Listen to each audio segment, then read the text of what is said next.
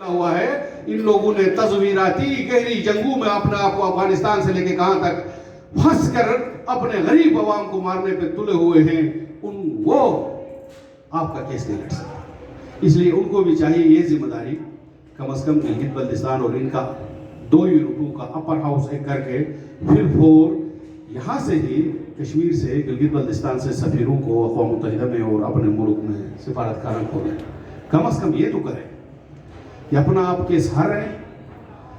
آپ لوگوں نے اپنے ملک کو IMF کے گروی کیا ہے. وہ سوال جو طبقاتی سوال ہے وہ شدت کے ساتھ بڑھ رہی ہے.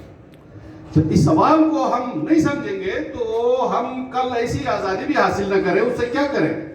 شہباز شریف، نواز شریف اور باجوہ کو ارب پتی بنا کے دیگر کو یورپ بھیج کے اور یہاں چند لوگوں کو آزاد کر کے ایسی آزادی ہمیں نہیں چاہیے جس میں جنتا بھوکی ہو. ایسی آزادی نہیں چاہیے. وہ آزادی جھوٹی ہے.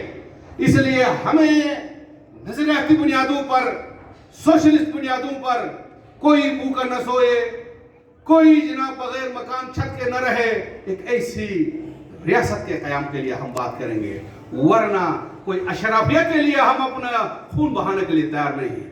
اشرافیہ کا تو گردن پکڑنے کے لیے تیار ہیں، تب جا کے ہم کچھ کر سکتے ہیں.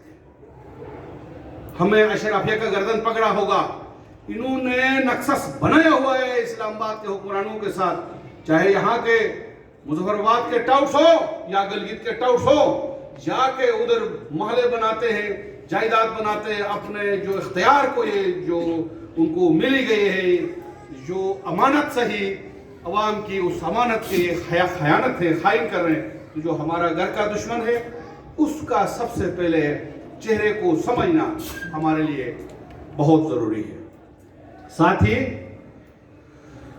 جو بہت ساری چیزیں ہمیں ریلیف کے بارے میں عدالت سے بات کی، ہمارے یہاں کامریڈ نے بات کی، جو ماحولیات کے لیے تحفظ کی تحریک، انسانوں کی زندگیاں آنے والے وقت کی بقا کے لیے یہ لڑ رہے ہیں.